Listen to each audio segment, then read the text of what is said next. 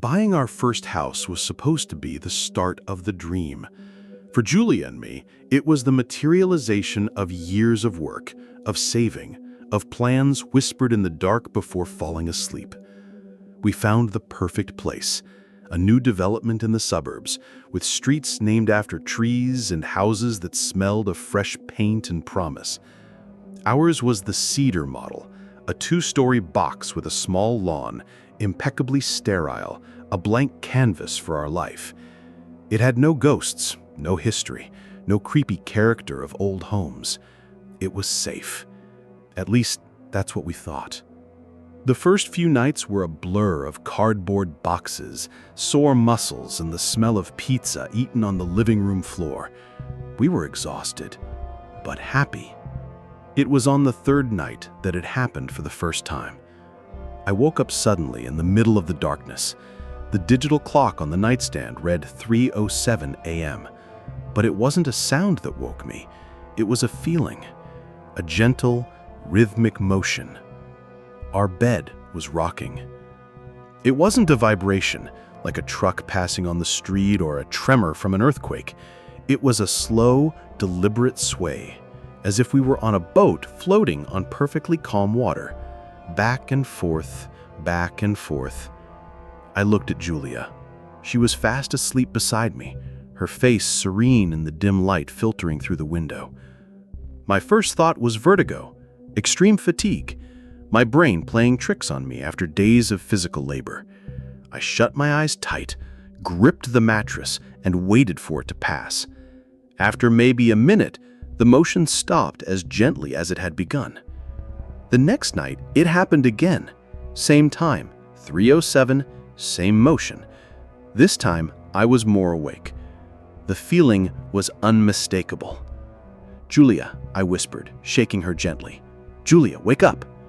She mumbled, turning over. "What is it, Dunny?" "The bed. It's moving," I said, my voice a tense whisper. She opened her eyes, blinking in the dark. We lay in silence for a moment.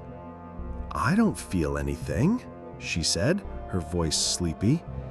"It's perfectly still." And it was. The moment she was fully awake, the rocking stopped. She kissed my forehead. "You must be dreaming. Or it's just the house settling. It's new, remember?" I wanted to believe her, desperately. But it happened the next night, and the night after that, always at the same time, as if on a timer. I started to get obsessed. During the day, I became a detective in my own home. I took the bed frame apart and put it back together 3 times. I checked the floorboards, searching for uneven spots. I used the spirit level on every surface in the room. Everything was perfectly level, perfectly still. Julia watched my obsession with a loving but skeptical concern. "Maybe it's a neighbor's washing machine on a late spin cycle," she suggested.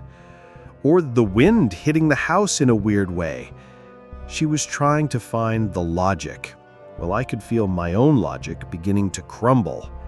I was starting to feel like a madman in my own dream house.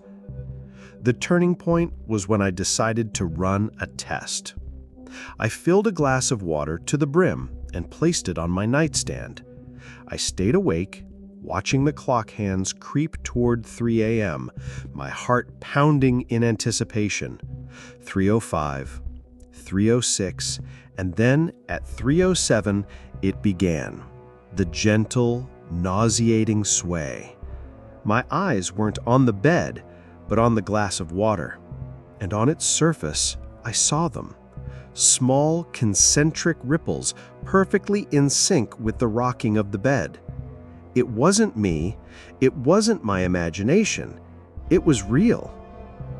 The next night, I decided to take the experiment to a new extreme. I wasn't going to sleep in the bed. I told Julia my back was sore from the boxes and that I was going to try the floor in a sleeping bag. She looked at me with pity, probably thinking I was taking my obsession too far, but she didn't argue. I lay on the hardwood floor, just inches from the bed. The silence of the house was absolute.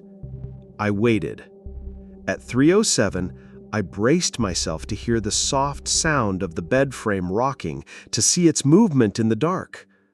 But I heard nothing, and the bed remained motionless.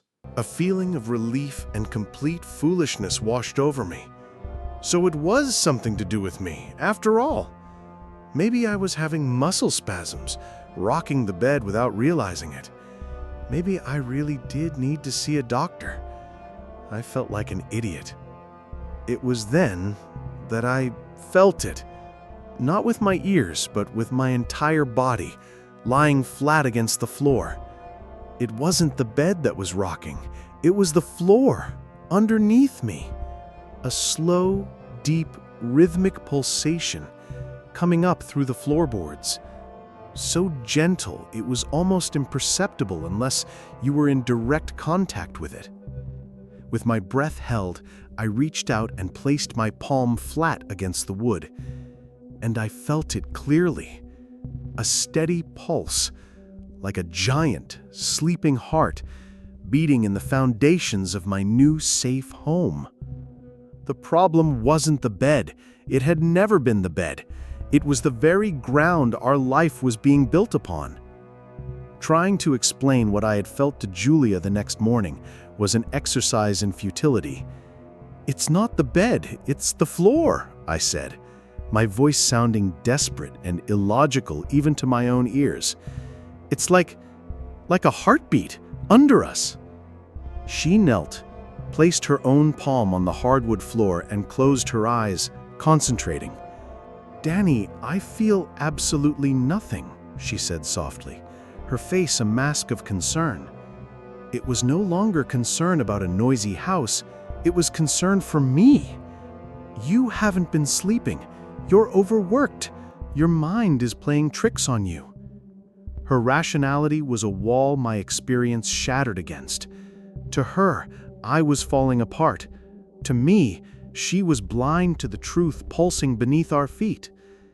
For the first time in our dream home, I felt profoundly alone. I spent the next few days in a spiral of secret investigation. During the day, while Julia was at work, I became a geologist, a historian, a ghost hunter. I started with the house plans. I went to the developer and requested a full copy of the blueprints, including the geological surveys of the land. Everything looked perfectly normal. Stable bedrock, compacted soil, no mention of underground aquifers or forgotten gas lines that could cause a vibration. The next step was history. Where did this land come from? This pristine suburb, with its tree-named streets, couldn't have just appeared out of nowhere. At the county records office, I found what I was looking for. The vast tract of land that had become Cedar Grove had a history. A history the developer had conveniently omitted from their glossy brochures. Before it was a suburb, the land had belonged to the Harrow Creek Correctional Farm for the Mentally Afflicted, a Victorian-era name for a hellish place that had operated from the late 1800s until it burned to the ground in the 1950s. It wasn't a hospital. It was an asylum, one of those places where society hid its undesirables, the mentally ill, the epileptic, the incurable. The stories about the place were grim, filled with reports of mistreatment, cruel experiments, and a silent, concentrated suffering. At home, the pulsing continued, punctual as a clock. But now that I knew the history, it felt different. It was no longer just a heartbeat. It was an echo, the memory of pain soaked into the very earth. And it was getting stronger. Or maybe I was just becoming more attuned to it. I began to feel it was more intense in certain parts of the house. It was stronger at the base of the stairs. It was almost non-existent in the kitchen. And in our bedroom, directly under our bed, was where the heart seemed to beat the loudest. My obsession peaked when I found an old map of the correctional farm online in the digital archives of a local historical society. It was a detailed drawing of the property, showing the various buildings, the main dormitory, the infirmary, the workshops, and a small, isolated building at the far edge of the grounds, labeled simply the Isolation Annex. The place where the most difficult, most violent cases were kept in solitary confinement. With trembling hands, I printed the old map. Then I took out the blueprint of our subdivision. Using the old main road as a reference point, I overlaid the two maps. My blood ran cold.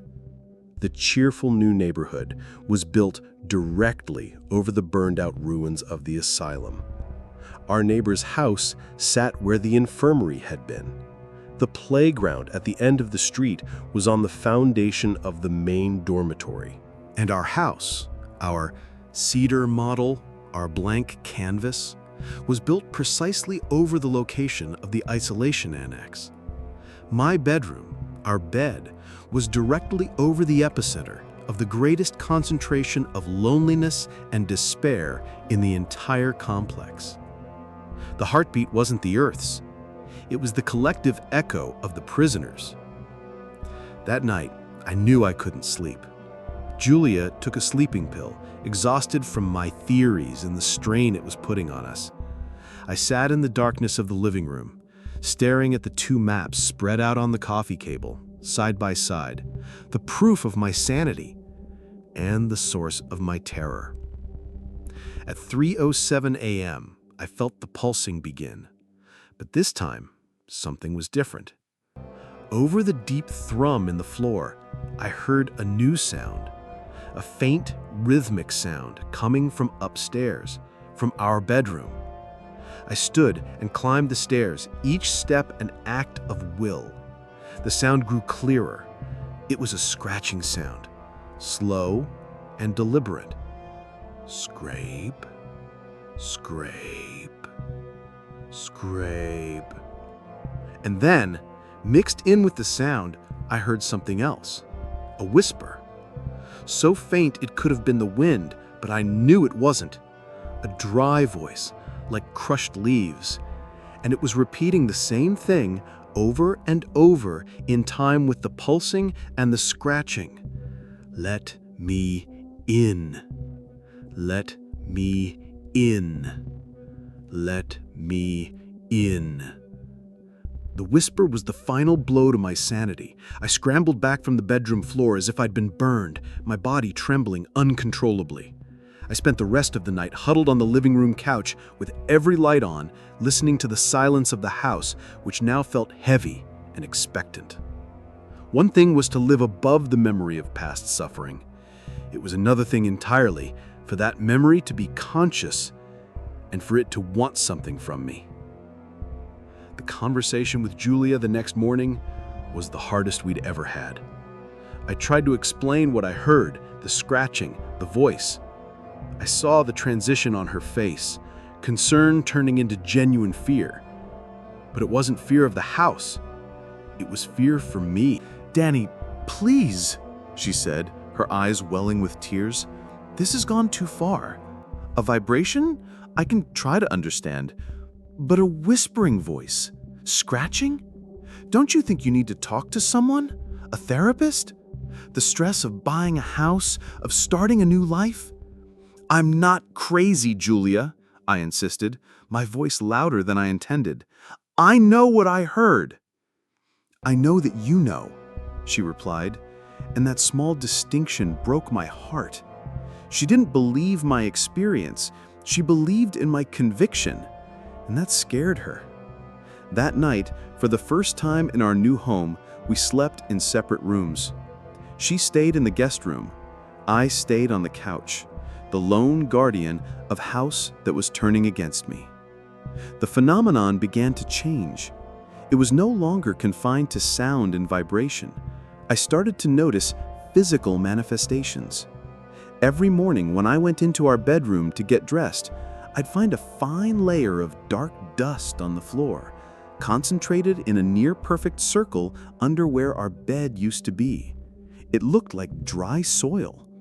I would clean it up, and the next morning, it would be there again, as if it had seeped up through the wood during the night. I showed it to Julia. "It's dust from the air vents, Danny," she said with forced patience. "The house is still settling from construction." But I knew it wasn't. It was the soil from Plot 7. It was the dirt from the isolation annex. It was trying to find a way up. The entity didn't just want into our room, it wanted into our world. The nightmares started soon after. I would dream I was lying in the dark, underground, looking up through inches of soil and wood. I could see the silhouette of our bed, the sleeping outline of Julia. I would scratch at the dirt, my nails breaking against the floorboards, my dry throat whispering the same endless plea, "Let me in!" I'd wake up on the couch, drenched in sweat, the phantom taste of earth in my mouth. My sanity was fraying. I needed proof. Proof Julia couldn't dismiss as dust or stress. Objective proof. I spent the last of my savings on equipment. A high-sensitivity audio recorder, several motion sensors, and most importantly, a thermal imaging camera. My theory was that any kind of paranormal manifestation had to, by its nature, cause a temperature fluctuation. If I could capture that, I would have something irrefutable. The setup that night felt like a ritual. Julia agreed to sleep in our bedroom. She saw it as a step for me to face my fears, a way to prove to myself that nothing would happen. Little did she know I wasn't trying to prove myself wrong, I was desperately trying to prove myself right. I placed the audio recorder under the bed frame. I positioned the thermal camera on a tripod in the corner of the room with a clear view of the bed and the floor around it. I linked the camera to my laptop, which I took downstairs for my vigil on the couch. I would see and hear everything in real time. The hours crawled by. I watched the laptop screen, which showed the heat signature of the room. The bed where Julia slept was a warm blotch of orange and yellow. The rest of the room was a cool, stable blue. At 3:07, my heart began to pound. At 3:07, it began. First, on the audio, a low, deep hum, the pulse I knew so well. Then, the scratching sound, louder and more frantic this time, like a caged animal. But it was my eyes fixed on the thermal screen that saw the true horror. The floor, directly beneath the bed, began to change color. The cool blue started to darken to a deep purple, then to a freezing black. A patch of intense cold, the size of a human body, was forming directly under where Julia was sleeping. The temperature in that area was dropping dramatically. I was paralyzed, watching the numbers descend, and then I saw the movement. It wasn't on the thermal camera, it was on the small, regular webcam I'd set up beside it for a visual reference. I was watching the floor, and the floor was moving. The hardwood planks directly over the cold spot began to visibly warp. They bowed upwards, only by a few millimeters, but it was visible, in sync with the pulse I heard in my headphones. The house wasn't just pulsing, it was breathing. And then, the final stroke. From the tiny seams between the warping floorboards, something began to rise, a thin trickle of dark dust. Then another, and another, as if the soil itself was being exhaled into our room. The substance began to accumulate in a small dark pile under the bed. The entity was no longer asking to be let in, it was breaking through, physically manifesting in our space, inch by inch, while my wife slept peacefully on top of its incursion. I didn't scream. I didn't run upstairs to wake Julia. I sat paralyzed on the couch, watching the two screens, the thermal feed showing the cold spot growing, and the webcam feed showing the grave dust trickling into our room. The sound in my headphones was a cacophony of horror, the deep pulse of the floor, the frantic scratching from below, and the whisper, now clearer, more desperate, "Let me in." The entity wasn't haunting the house. It was trying to be born through it. The soil, the wood, the nails, they were its womb. And my presence, my sensitivity to it, was what was feeding it, giving it the strength to force its way through. My first instinct was to grab Julia and run, to sell the house, to forget this nightmare. But as I watched the cold spot on the screen, I understood the terrible truth. The entity was tied to this piece of land. It was embedded in the foundations. If we left, it wouldn't disappear. It would lie there, dormant, waiting for the next family, the next cedar model to be built, the next person sensitive enough to hear it and inadvertently empower it. The cycle of suffering from the isolation annex would continue, and we would have only passed the curse on to someone else. And there was another, more terrifying possibility. The entity had focused on me. It whispered to me. It haunted my dreams. What if I left and it followed me? What if the problem was no longer just the house, but the connection it had forged with me? No, running was not an option. The only solution was confrontation. I took off the headphones, but the sound was already seared into my mind. I walked up the stairs, not with fear, but with a strange, cold resignation. I stopped at the door to our bedroom. The breathing of the floor was now audible to the naked ear, a low, rhythmic thrum. The thin layer of dark dust under the bed was larger than ever. I didn't go in. Instead, I knelt in the hallway, just outside the doorway. I placed my hand on the floor and closed my eyes. I focused on the pulse, not fighting it, but listening to it. I let the whisper enter my mind. I know you're there. I projected it toward the floor. I know what you want. The scratching stopped instantly. The pulsing seemed to hesitate. The silence that followed was filled with a palpable expectation. You can't have her, I continued, my thoughts focused on the image of Julia sleeping peacefully. This is her world, my world, and you are not getting in. I felt a wave of cold rush up my arm, an icy rage from the depths of the earth. The whisper in my mind was no longer a plea, it was a hissing command. In! The floorboards inside the room groaned violently. The bed jolted, and Julia stirred in her sleep, mumbling. Stop! I commanded in my mind, panic giving me strength. Stop! There was another way. The questioning silence returned. I made an offer to the darkness, a pact with the memory of the place. You can't enter her world, but maybe I can enter yours. The idea was born of desperation, a nightmare logic. The entity was lonely, trapped between its past suffering and our present. It was scratching to get out, to find a connection. What if I gave it one? Not a path into our world, but a focus for its existence. A companion in its prison. A guardian. I will stay, I projected toward the floor. I will listen to you. Every night, I will feel your pulse. I will share your loneliness, so you never have to scratch again, so you never have to ask to be let in. In return, you leave her alone. You leave this room alone. You stay in the floor. I will be your anchor. The house grew still. The pulsing, the cold, the very presence seemed to be considering my offer. I felt it probing me, testing my resolve. For a long minute, nothing happened.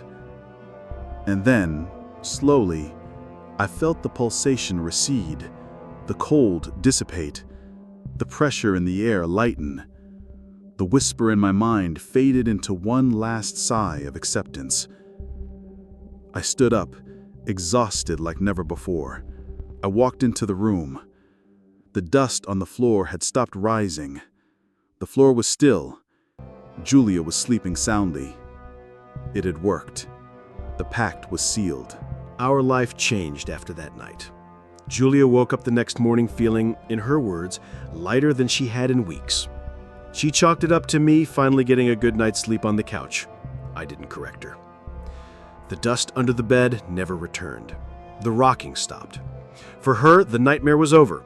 The dream house was finally just that. For me, the nightmare just changed its form. Every night, I keep my promise. I let Julia fall asleep, kiss her goodnight, and then I go downstairs to the living room. I lie down on the cold hardwood floor, my body now an attuned antenna for the earth beneath. And I wait. At 3:07, it begins. The pulsation. The heartbeat of the house. It rises through the floor, into me. There is no more scratching. There are no more whispers. Just a steady pulse of loneliness and memory that I absorb, night after night. I don't sleep much. I have become a nocturnal warden, a human lighthouse keeping a tide of despair at bay. Sometimes in the dark, when the pulsing is strongest, I can almost feel the others, the prisoners of the isolation annex. I can almost feel their silent agony. I don't absorb it, merely witness it. I am their company. Julia worries about my sleepless nights, but she sees that I am calm. She sees that the house is at peace, and that is enough. I bought our dream house, and to keep it that way, I became its resident ghost, the guardian of the floor, the anchor for its suffering. And every night, as I feel the heart of the house beat against my back, I know I made the right choice. I didn't let it in, but in a way, I never let it go. If you enjoyed this creepy story, don't forget to like the video and subscribe to the channel for more chilling tales every week. Stay spooky!